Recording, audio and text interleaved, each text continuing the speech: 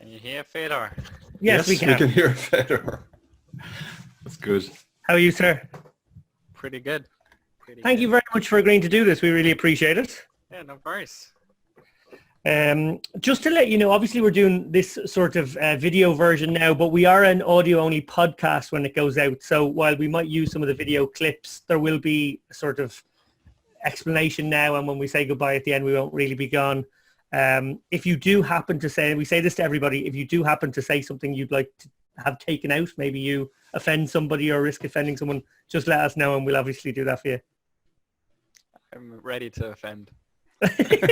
Well, we really encourage offending, if it can stay on the record. That's perfect. Okay, well, I'm pretty much ready. I just hit my secondary record. Are you good, Dara? Yeah, I'm good too. Okay. We're joined now by the man who has achieved more in his short poker career than many of the game's greatest players. He is a former Pocket Fives #1, a WCOOP main event winner, a one-drop champion and runner-up, and a Triton Super High Roller champion and runner-up in 2016. He cashed for a then record $16 million on the live poker circuit. He is #1 on Germany's all-time money list and 8th all-time with 32.5 million in live tournament winnings. These days, he is an entrepreneur and investor. He is also the co-creator of the Prime Mind app and poker code lecture course. He is Fedor Holz. Fedor, welcome. Thanks for the introduction. It was a lot of stuff. Yeah. You've been busy. Well, Apparently, I'm very excited. I'm very excited to talk about your career. But first up, I listened to you last week, actually, on the Rec Poker podcast. Credit to them. The guys on there came at you from every angle to get you to reveal a eureka moment, a moment when the shoe dropped and you knew how to be a crusher. Coming from a place of honesty, you resisted giving them the soundbite they craved so dearly, deflecting the question, and instead speaking about the incremental way that you improved. You worked on your game morning, noon and night, I know, constantly investing energy. Why do you think people think that all that slog could be reducible to some nugget of wisdom? Because that's what they're searching for. That's what they wish that it would be that, right? Because I think what I experience in a lot of areas myself is I'm wishing the same thing in other areas too. Like I'm not a stranger to that, right? It's this idea to be able to just be great at something immediately is like daunting sometimes, and it would be great to just start playing the piano and be great in like no time. And if someone could teach me that, I would pay a lot of money for that. But I think if you ask any good player, they're just going to say like they just practiced for thousands of hours. And I think that's fortunately and unfortunately, it's probably going to be always the answer. Well, speaking of getting good at something very quickly, you have been described as a prodigy or a boy wonder, phenom, wizard, wunderkind. You mentioned there, though, that it was really hard work that paid off and put into your improvement. Do you think any of your success can be attributed just to raw talent? I think that it's very... Like I think everyone is different, right? Like everyone approaches everything different in some ways. Some are more similar, some are less similar. At least that's how I look at individuals and their talent or how they approach different areas. I think most of the time I think we use the word talent in a way where we look at topics very linearly. So it's like this, as if there's only one way to get good at something, and then people are either better at it or worse. Like in poker, I've seen people come like and be good at from totally different angles. Even if you look at the best players in the game right now, there's some people who never really looked at math at all, and some people who've literally spent only their time with solvers and like math, and yet they're like in the top 100 of the world, right? So I think it really depends on how well of an environment you create, where you find a good flow to be able to learn the way that fits you pretty well. And I think if you do that and then put a lot of energy into it, I think that's the combination that leads to being very good at something. And then there's also the other way around. There's people who in an environment that doesn't really suit them, they pour in 10,000 hours and they don't really get great at it. And it's not that I think that they're not talented. I just think they go about it in a way that doesn't really suit their individual learning process. So I think, to answer your question, yes, I think I have a good affinity to the game already because I spent a lot of my my time in the time in my life preparing, right? That's also something. Poker doesn't start when poker starts. Poker starts, or that process starts like way earlier. I mean, I used to play games my whole life. I used to play chess. I used to play strategy computer games. Like I've been trained to think in that way, like way earlier before. So all these thousands, like literally thousands of hours that I invested there, obviously laid a groundwork for poker. And so other people who haven't done that have to start at an earlier stage. So I wouldn't necessarily call it talent, but it's oftentimes, I think, experience that isn't so obviously experience. That's also a factor, I think, that matters. It's really interesting. Well, I know most of our listeners will know who you are and what you achieved in a short space of time, but I do want to do a quick whistle stop through your career, if that's okay. In 2014, you won the WCUP main event for 1.3 million. In 2015, you won the WPT Alpha 8 for 1.6 million. In 2016, you won the Triton Super High Roller Philippines for 3.1 million. You won the One Drop for 5 million. You came second in the High Roller Bowl for 3.5 million, and you won the EPT Barcelona Super High Roller for 1.5 million.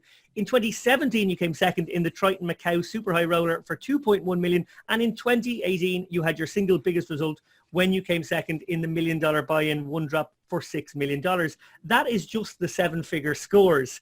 You credit a lot of your success to a trip to the Cherry Islands and a close-knit group of poker friends you called TGK. Who was in that collective and what did you do for each other?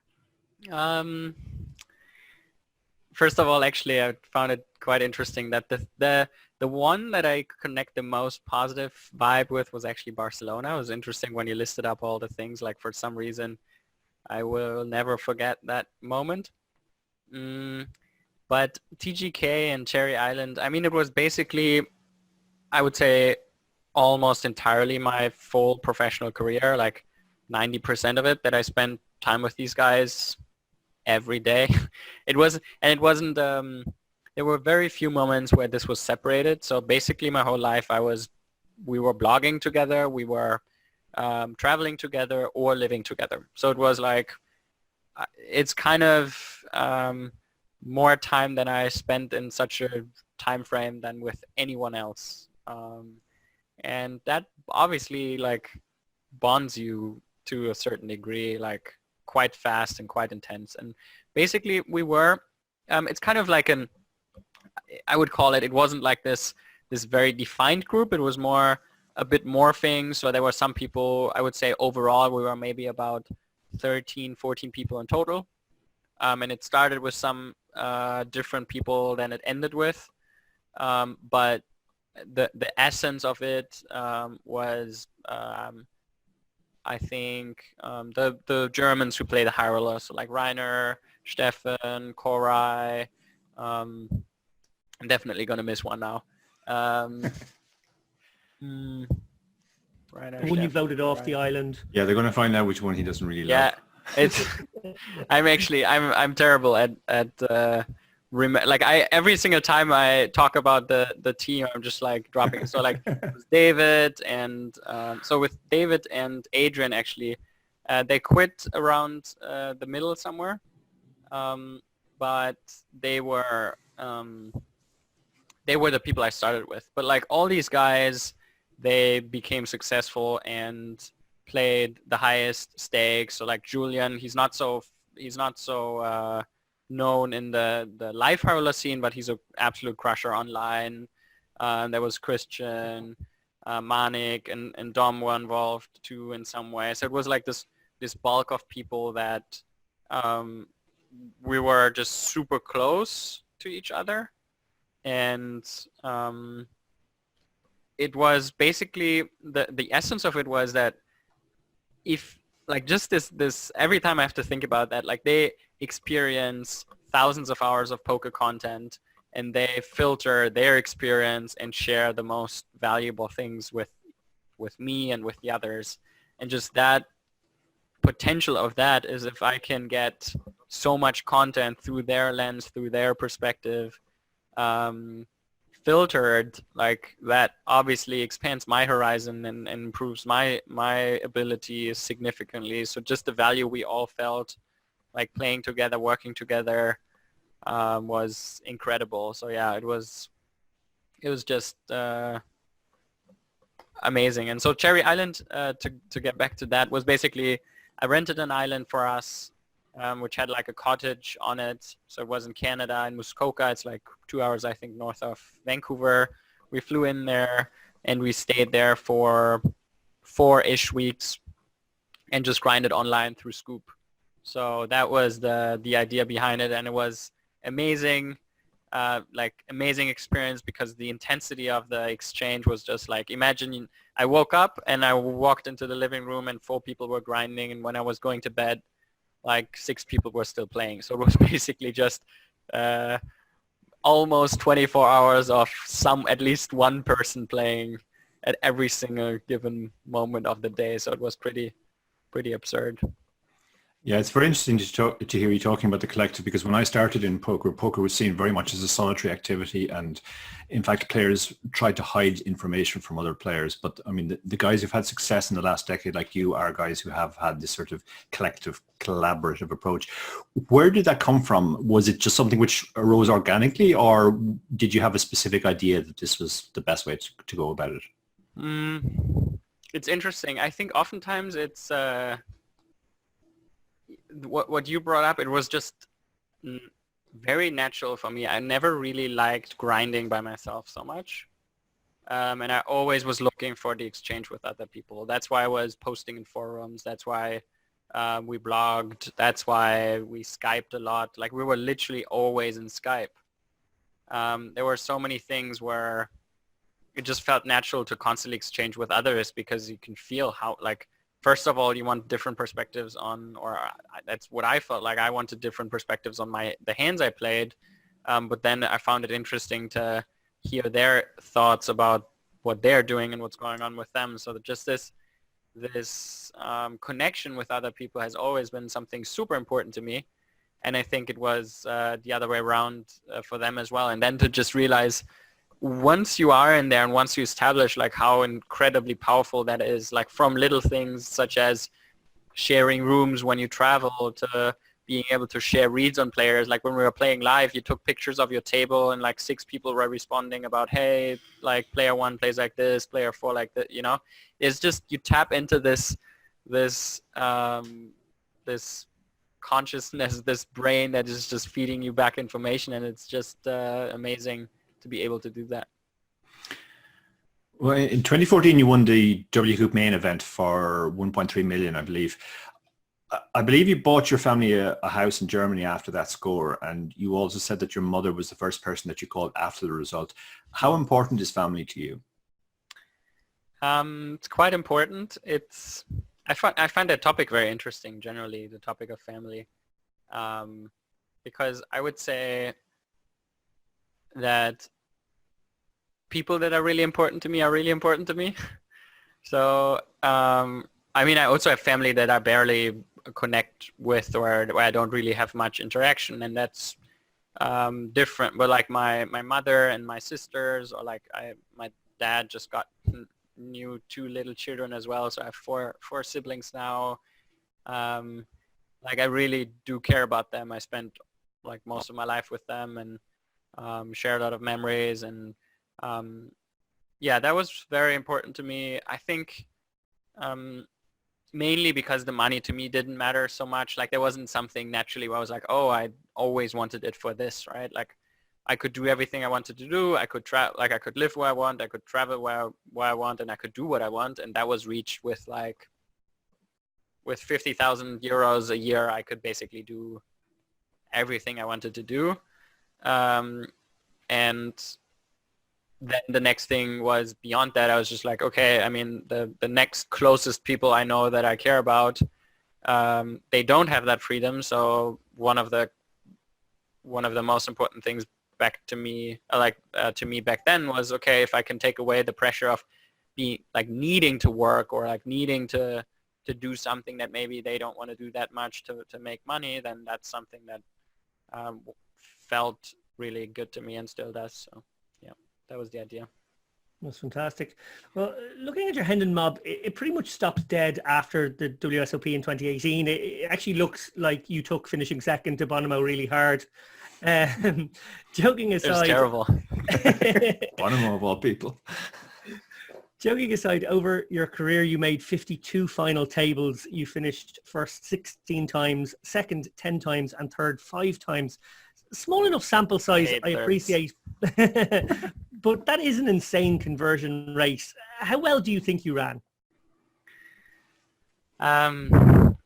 It's so hard. Like I couldn't even tell you, like give a reference or explain how. Like it's just the complication of that, playing different buy-ins, playing different field sizes, playing like, it's basically the variance in these fields with such varying buy-ins. I mean, I played a couple hundred live tournaments in my career.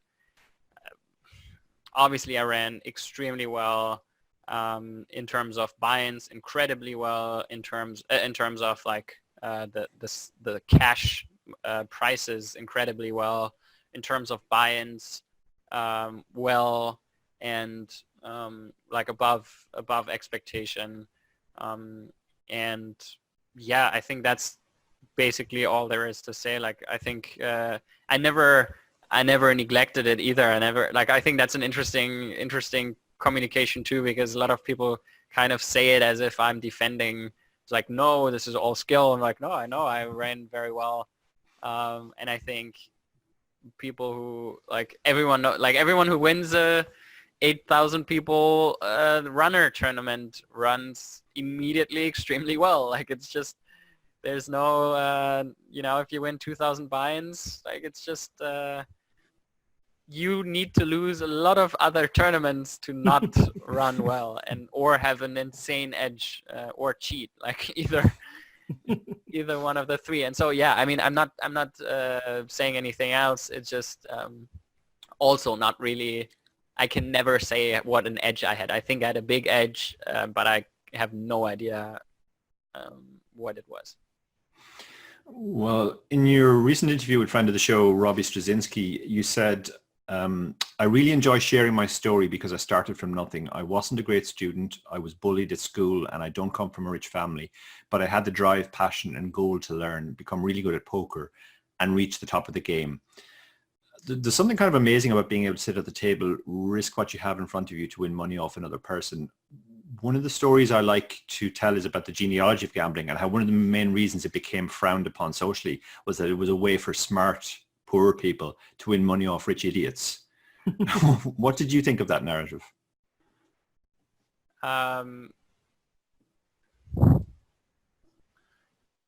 Who said that? Well, that is more or less the history of gambling. Like, when gambling came on the scene first, it was seen as a good thing because rich people enjoy doing it. But then they noticed that more and more people from the lower classes were actually winning money off rich people, and then it sort of became frowned on from a societal point of view. Interesting. Yeah. I mean, to be honest, I don't care so much. I mean, in that sense, there are so many things in life that are like gambling. I mean, I'm not sure if I agree with the statement, because there's lots of poor people who lose a lot of money with gambling too. And I can see so many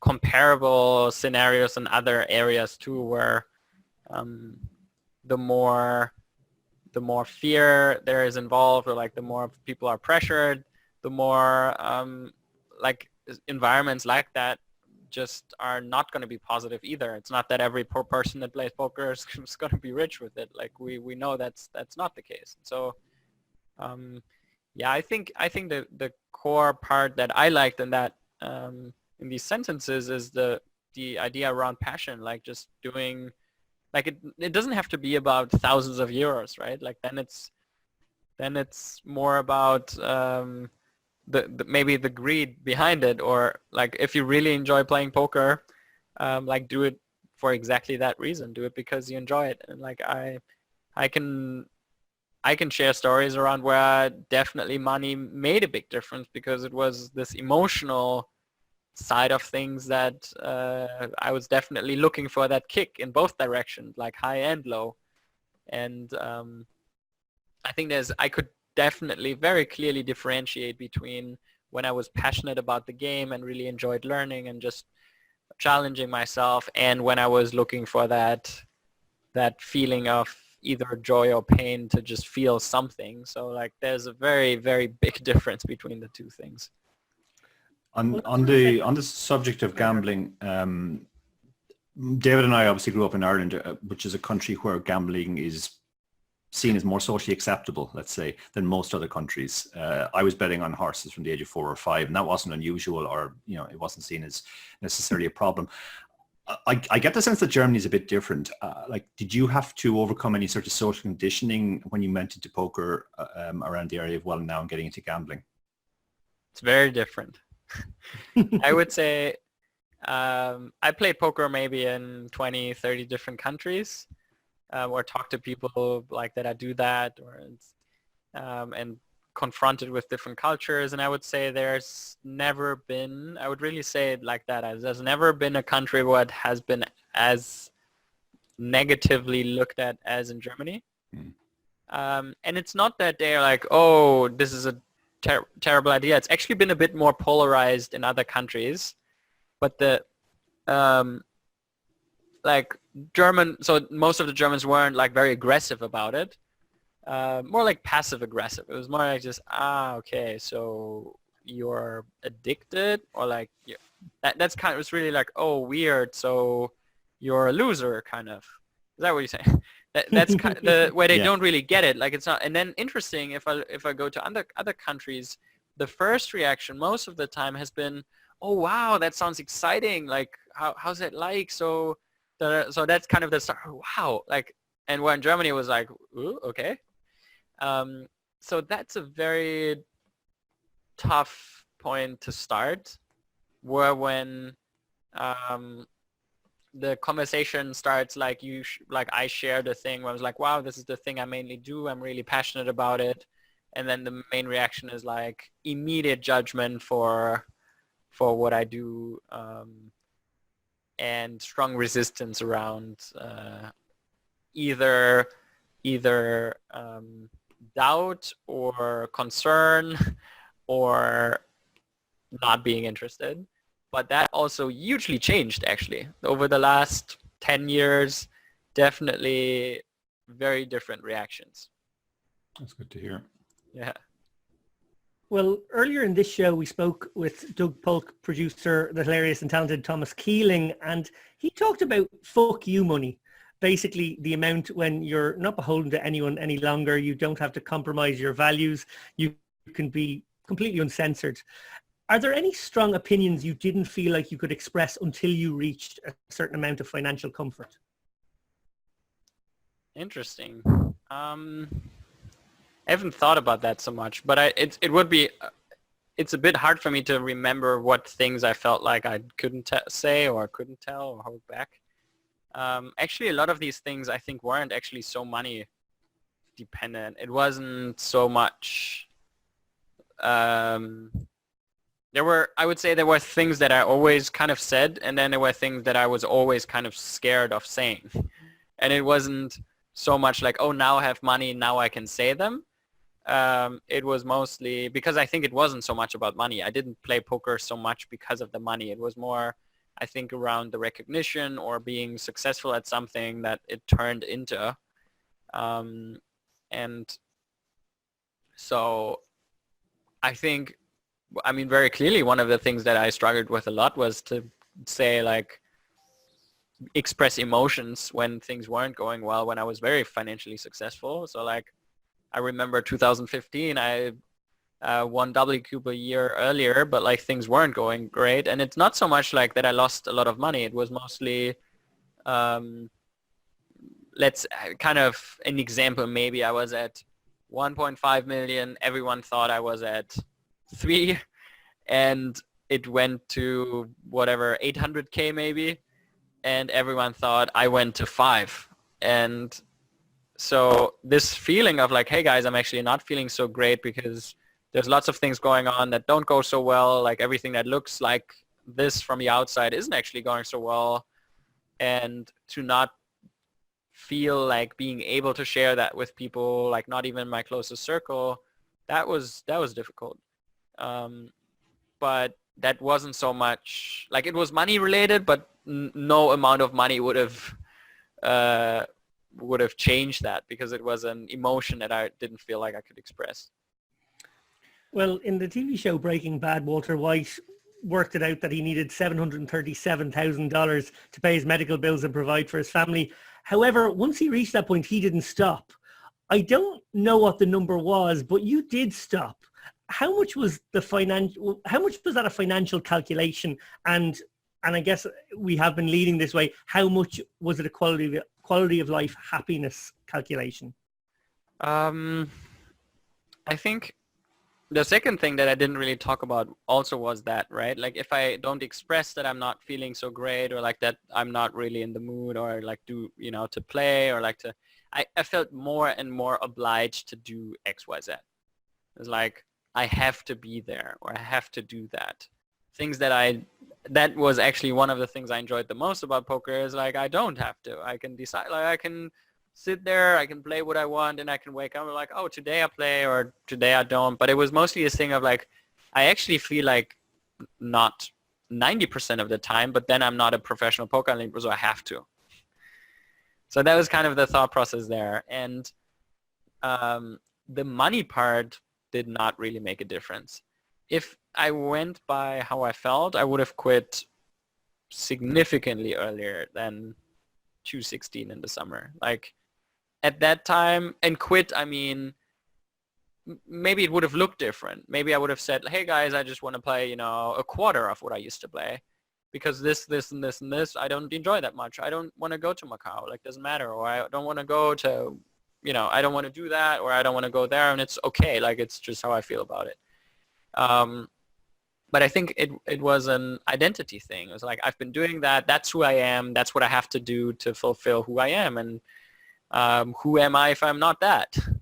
So I think that was the core question. And so regarding money, it wasn't the amount of money. It was the emotion that came with the money. So I set myself a goal in 2016. I think it was $1 million, to make $1 million, win a Super Howler, and I did achieve it.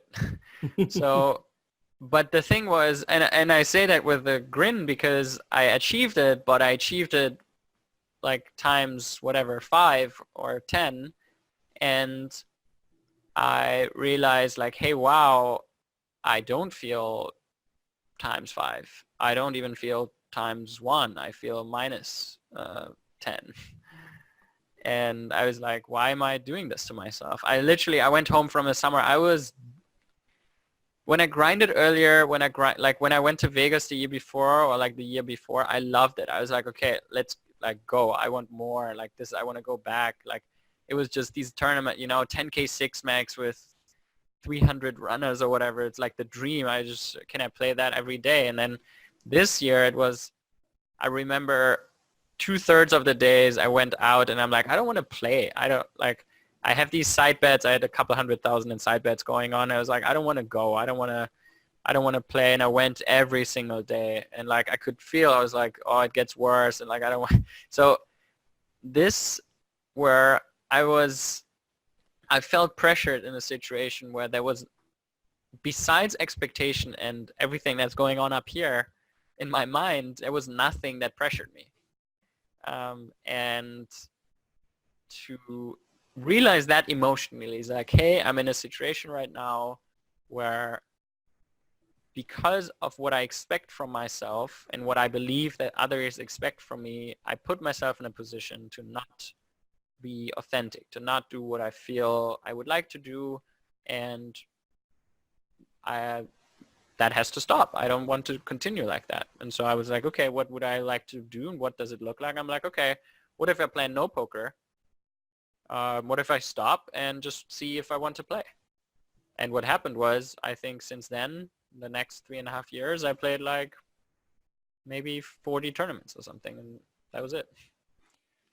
Yeah, you mentioned there's stopping playing full time, and around 2017, you were still dabbling in the high stakes scene. And in an interview with Lee Davey around then, you said it's normal for poker players to be profit orientated because that's the measurement of success. So it took me some time and reflection to get to the point where I am today.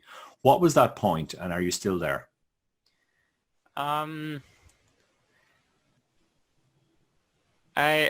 I'm definitely not at that point anymore. Because it's very, I think I'm constantly, there's always a new moment. Like it's always new. And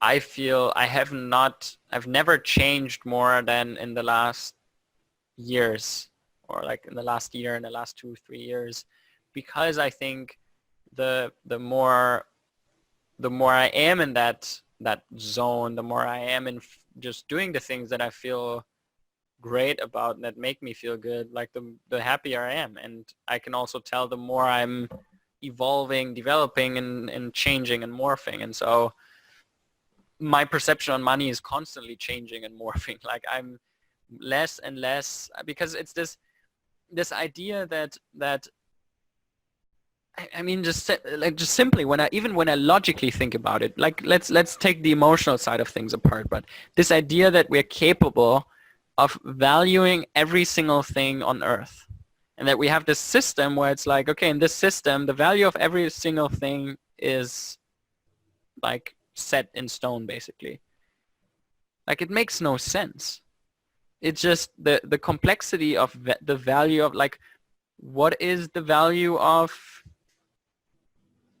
anything? What's the value of air? What's the value of us talking to each other? What's the value of going to school? What's the value of like anything, right? And then we have this we are convinced of the system that sets the value to certain things,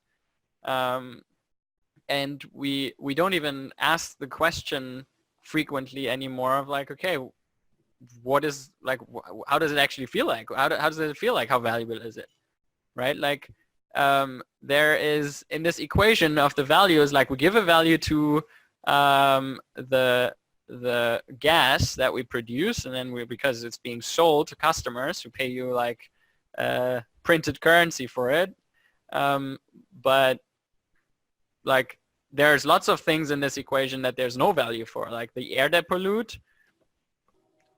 Air has no value, so like zero.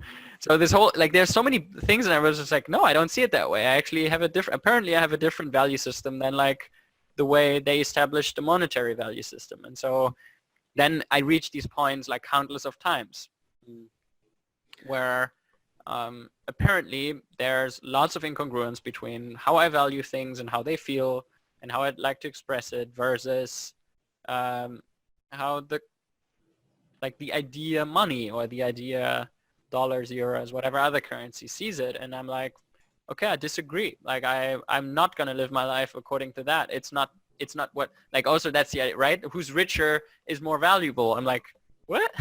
No. But that's, it sounds silly. And when I say it, I'm like, yeah, sure, that's logically, but in my mind, there's lots of behavior that actually is according to that thought, right? It's, I'm more valuable if I'm able to produce more money or like create more money. This is, if someone earns a lot of money, then it's, oh, he must do a lot of valuable things. I'm like, bullshit.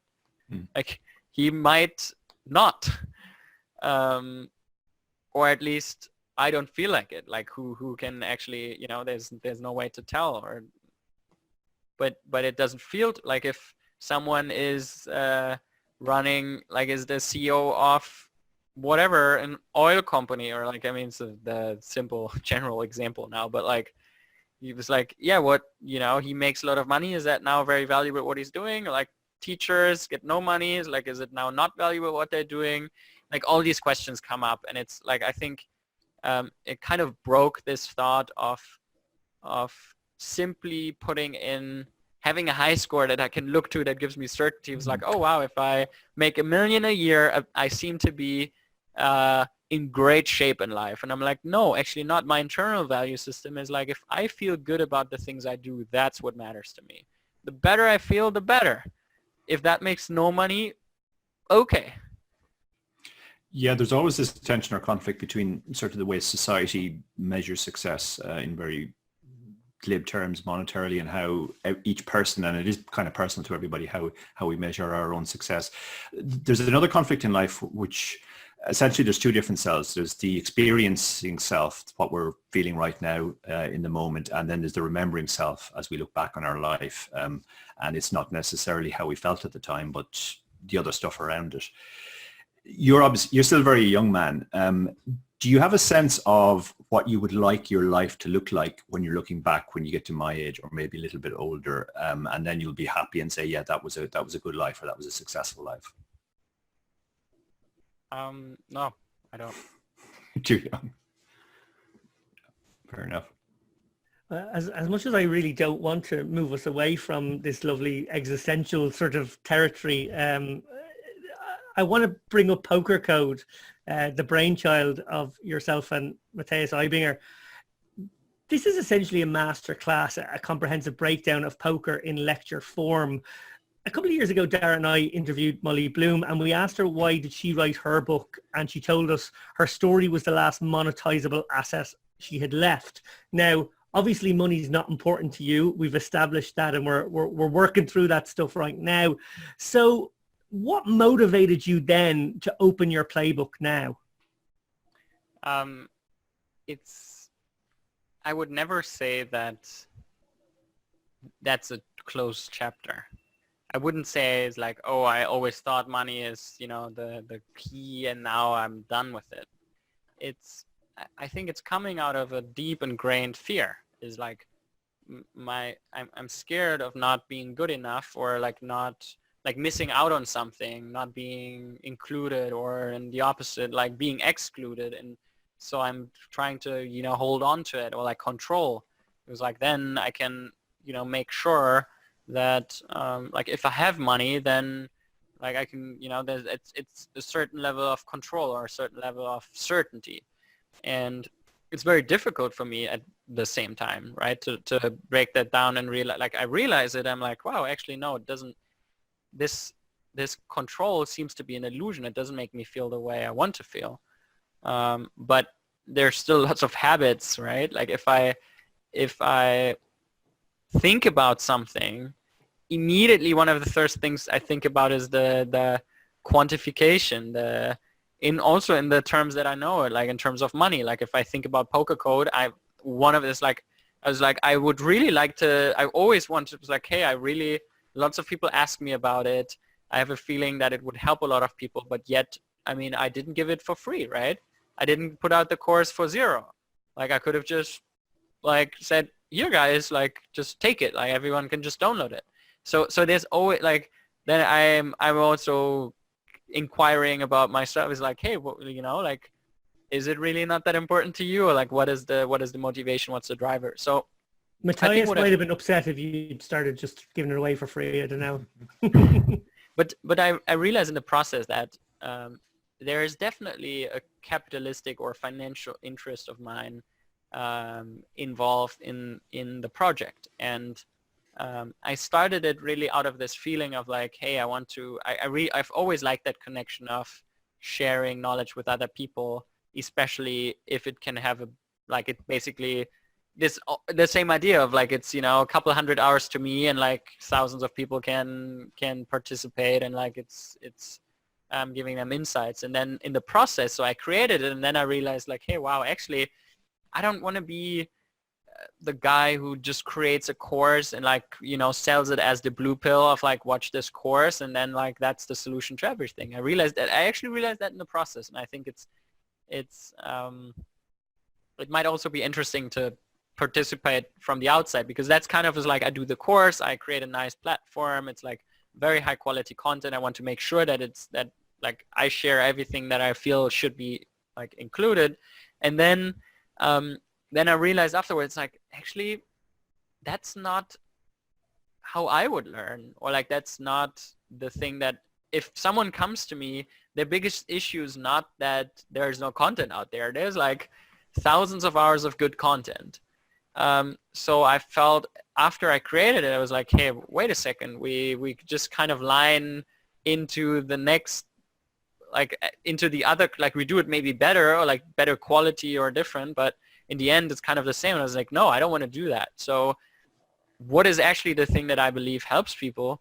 And I believe one of the most important things is to stay with it, like to constantly ask yourself questions, work on yourself, be patient with it, be persistent with it as well, and to have a group of people that you can bounce back and forth, like connect with, bounce back and forth ideas. The same way we became good.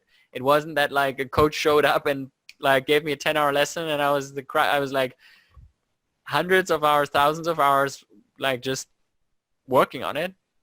And not everyone has to do that, but that's at least the platform that I would like to provide, is to say like, okay, that's actually where we're switching to now, is to say the course is obviously a very valuable asset, but the actual thing happens afterwards, is to say we're gonna work with them on a daily basis, on a weekly basis, on a monthly basis. There's gonna be coachings, there's gonna be participation, because I also realized that's the most fun part, is the people are in there and they post hand histories, they ask questions, they tell about their stories, and now I'm like, I care about these guys, I care about what they're doing, I care about their success, and also I'm asking them questions of like, why do you want to do that, right? Like, why is that so important to you? And I think it starts a process that is so much more valuable than watching a lecture about 3-bet pots, when you actually first should ask yourself the question of, where do I actually want to go? Like, what do I enjoy about this? Why am I trying to play 50 hours of poker if I maybe actually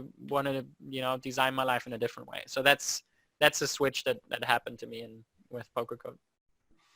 You know, that's very interesting, and ties in with what I've heard you speak about in the past, about learning in general. I think our kind of learning philosophy is very similar.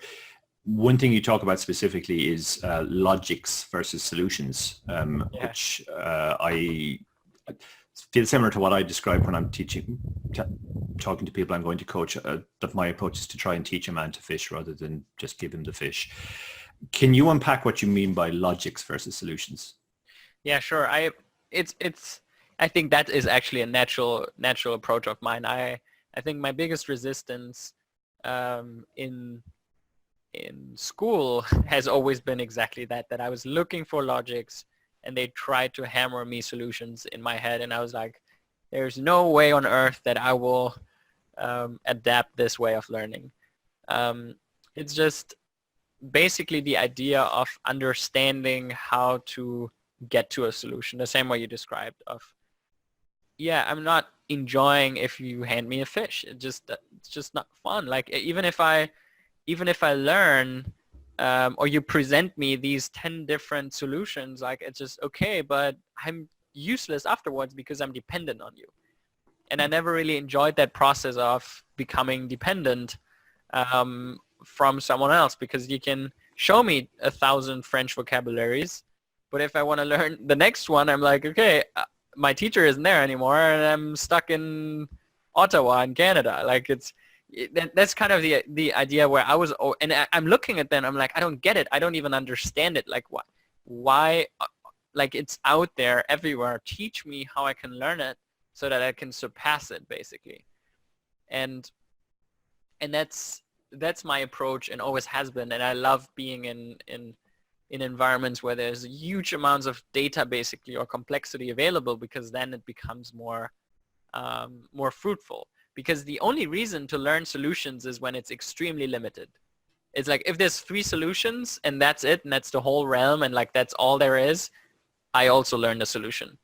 But there's almost no environment where that's the case, because everything is interconnected, and like if you learn the logic somewhere, it's very likely the logic applies there too. It's like if the things I learned in poker, it applies in so many other areas. And that's the thing. The people that learn solutions, you can't adapt. You can't transfer. That's the biggest thing, is if you learn solutions in poker, you only learn the Pio solver solutions that someone presented to you, and he's just like, learn these 100,000 ones and learn this, and then you'll make money in poker. You go into the next area and you will have to do the exact same amount of work. I learn it in poker. I go to the next area, like I'm already understanding the logics there, and I'll be able to apply these logics in trading, finance, entrepreneurship, whatever, because the logics are so similar. So this transferability is something that I think is hugely undervalued. And if you think in logics, I think you'll be able to bring that into almost any area you want. Yeah, it's very interesting to hear you talk about that, because I think one of the conceptions about sort of your group is that you guys went off and ran 10 million simulations, or more than everybody else, basically, and essentially solved poker. I remember talking to Sam Grafton in Bucharest a couple of years ago, and I said, like, what's the difference between us and guys like Fedor and his group? And his answer at the time was, well, when it's voted around to them in the cutoff and they have 42 big blinds, they know exactly what they're supposed to do. The implication being it came from solvers. What actually was the process for you guys? Like, did you run lots of sims, but then try and extrapolate the logic from that, or extract the logics from that, or yeah, I'm really intrigued as to what your process was. Yeah, I think that my answer will showcase my belief also in the power of that, because actually I personally ran probably less than 30 hours of solvers in my life, which obviously I started playing less in 2016, so that was like 2014, 2015, and then 16 was, I think, the time when they came up. So I think PO solver probably around 2016. So it's like kind of the time when I started playing less. But then on the other hand, I think my approach has always been to, as you said, is to try to then utilize that method, that tool, to extrapolate the underlying logic as something that I can apply, because it's basically just the idea where I have a totally different perspective than Sam, because I don't think we ever had the exact answer in any spot. But what we were very good at is to have a good answer in almost any spot. Like, you could really tell the difference in our group. You can watch hundreds of hours of footage from us. If I compared to other groups at the same time, the pain we felt making minor mistakes was so much bigger than the pain they felt making major mistakes. Like, because it was in our group, it was, and that's how I see poker as well. As the reason why we crushed so hard is we avoided making big mistakes. And to be able to do that, you just need a sound approach to almost every spot. And to be able to do that, you need a very solid groundwork of logics where you can like derive almost every solution. So I was in countless of spots where I had never been in something similar before, and I was just trying to like go about the 2-3 next closest things that I knew or have been in or see, and then just try to like, okay, kind of this way. And it's very interesting. I will remember, or I still remember a lot of situations where we were watching other high roller players playing like 15 and 16, and it was mostly the absurdity of the amount of mistakes that they were doing in like the extremity of it, where I think that kind of differentiated us, where we were really careful to not make big mistakes. Well, Fedor, a common motif that runs through your poker career and now in your current projects is that idea of community that you've spoken about. You create a community of poker players that gave each other feedback, worked out strategies together. I know you are currently building a community space in Vienna. I believe you're calling it Under the Tree. What is that exactly? Yeah. So I want to start where it kind of grew from. So it's the essence of that idea that I was describing. When I see, like, I'm trying to really feel into the moments where I was like, okay, where were these moments where I feel the most connected to myself and the most energetic, and I spend time with something and I feel more energized afterwards than before, basically.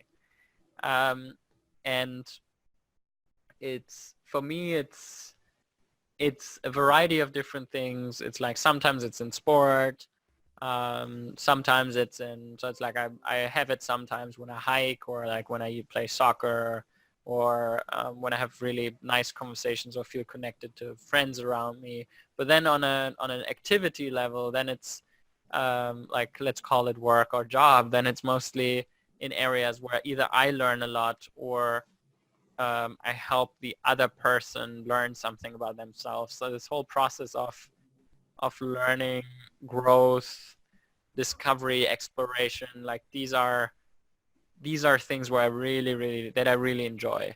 And so I found that, for example, if I work with individuals or groups of people, where it's like, okay, identifying what they're really passionate about, what they really care about, and helping them shaping their environment to be able to get closer to that, that's a big part of what I really care about and what makes me passionate, or what I'm passionate about. And so the core idea of, and I started doing that. So I started then like taking that, because it was similar actually in poker, right? So I learned a lot in poker. I worked with other people, like supporting them, also got a lot of support from them. So this essence was there, but then I realized, then I saw the boundaries of like, okay, that lifestyle that it developed into, I felt like I couldn't learn so much anymore. And I also felt like I reached a certain limitation of, I don't want to live that way. So I was like, okay, that doesn't seem to be the environment that I want to be in. And so in entrepreneurship, it was kind of the same in a different way, where I learned, hey, it's awesome that I can, now it was nice because there was actually this collaborative element was stronger. So there's a team of people I can work with others, but also there's others who work with others. So I started investing and building companies, and I was realized that was great, of this process of like supporting them or building a product or being really creative together, bringing people together. That was really great. But this whole operational side of things, managing a portfolio of different investments, like this, I never really cared about. And it was, again, this thing where I just wanted to do the things I really cared about. Or I just want to do that. So I just want to do that. Like, that's it. I want to work with people that I really like, help them, support them, find themselves, and in the meantime, like in the same process, find myself. And the idea behind Under the Tree is to create a space where that's the mentality, where to remove a lot of these dependencies, to remove a lot of these expectations, to remove a lot of the force and pressure. So like to not need to be invested, not need to be, a shareholder that is like putting on expectations or once KPIs delivered, and which was kind of was like, now I have a portfolio of 20 companies and I have to do X, Y, Z and manage that. And I was like, no, I don't care about that. And so the idea behind Under the Tree is to create a physical location where the essence of the mindset behind it is that I just want to basically increase the energy of the people in there, and therefore also increase the energy like bundled in the space. So being like, bring in people who we can enable to be able to pursue their passion, and who are on their path of enabling other people to pursue their passion in areas that we connect with. Like, for example, areas that I really enjoy in that sense are food or education or health, arts in some way, like the creative areas, music. Like, basically, it's not so entrepreneurial. There are entrepreneurial elements in there, and there are going to be entrepreneurs in there, but from a topic perspective, I don't really see entrepreneurship so much as a topic. Actually, it's interesting. Like I never was like, oh, okay, it's not it's not a thing to me itself. It's more a way of how to approach something, and so bringing these people together. It's going to be a membership, so you can be a member of Under the Tree. There's going to be physical locations. You will have access to the location. There's going to be events there. So I will spend a lot of time there. My team will spend a lot of time there. And I think also a lot of other people will spend time there. So basically the idea is there's going to be cool projects. There's going to be like great people with an energy that want to change something. And improve themselves and other people around them. And the idea is to bundle that in one physical location. So that's the thing because it's basically, for me, it's also like, I'm excited to go into my office because of the people. And that's the thing I want to focus on. And I think I'm going to have the same feeling even stronger in that space. So from a time perspective and where we are, I just found a space. We are just in talks about closing it. So we found an agreement already. It's about 10,000 square feet, like 1,000 square meters. And I want to find multiple spaces. So basically I have different spaces in Vienna accessible, maybe then later on internationally, but let's not think too far. And yeah, that's kind of the thing we're working on. I really care about, and that's the project I work on most of my time. Well, speaking about collaborators and self-improvement in particular, the guy we have to thank for getting you on the show is Elliot Rowe. We reached out to Elliot, great guy Elliot. We have him on the show soon. Best guy, Elliot. Yeah, I did an interview with him recently for his podcast. You guys released Prime Mind in 2017. Yeah. And your mission statement is to tackle the subject of mental strength and preparation. You both believe that removing pressure on the individual empowers creative action. Can you elaborate on that? I mean, I think everyone who performs things that put them under pressure sometimes will understand. I think when you do something out of fear, you won't be able to function. And I think it's basically, I see it kind of, I'm simplifying, but I see it as a two-sided thing. It's like the more I'm scared of things, the more I'm not present, basically. And I feel when I'm present, I'm zoned in. I'm just like connected to like everything is, and not even consciously. It's not that like now I think, it's yes, a little bit too, but it's actually just more this feeling. That's why I was referring to the EPT Barcelona ship, because I never remember a poker moment. When I do coaching with Elliot, that's one of the main moments that comes up all the time, is I was just so in the zone. I was like I remember we played a very long day 2, and there was just laser focus after like 13 hours or whatever of play, and we were playing down to the final table, and it was just like, there's just these moments where it's effortless, it's seamless, and it's absolute highest level of presence, and it just feels great. So Elliot helped me a lot to be able to tap more into that and to work with myself and to get to know myself better, to be able to remove the fear and then just at the same time just be more present. So that's how I would describe from my perspective that feeling. Well, finally, Fedor, you tweeted that 2020 is the year of courage. Yeah. You said do things that you didn't think you could do and things you know deep inside you want to do but are scary. Are you ever scared that you walked away from the thing at which you were expert and left not just loads of money on the table, but also the chance of a more enduring legacy? The first thought was never. There were moments where, no, it's not entirely true, but like internally I can feel zero fear right now and not very present in the past. there were moments. I think it was mostly around the time when I was more active in maybe 2017-ish.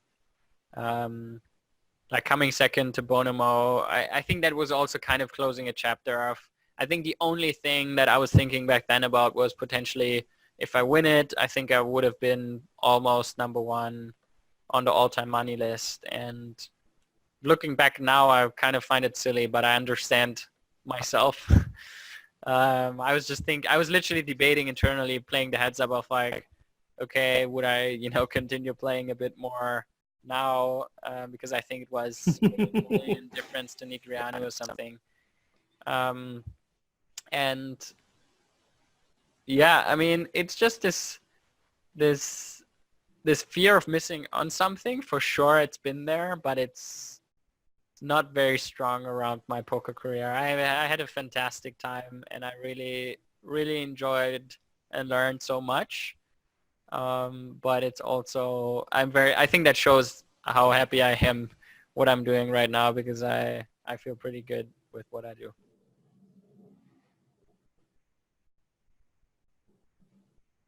Yeah. David, are you still here? I think we lost David. He's frozen. Great look on his face. There you go, David. I am here. Yeah. I am here. Okay. You got me now? Am I back? Yeah, we have you now. It says your bandwidth is low, so wrap it up. Sorry, you better wrap it up quick. Well, I thought I was going to have to do a Lappin impression there for a minute. Yeah. Well, it has been fantastic to talk to you today. We wish you luck with Poker Code, Prime Mind, Under the Tree, and all your other investments. On behalf of the poker world, don't be a stranger. Fedor Holz, thank you. Thanks, David. There. Thanks, Fedor. That's really great.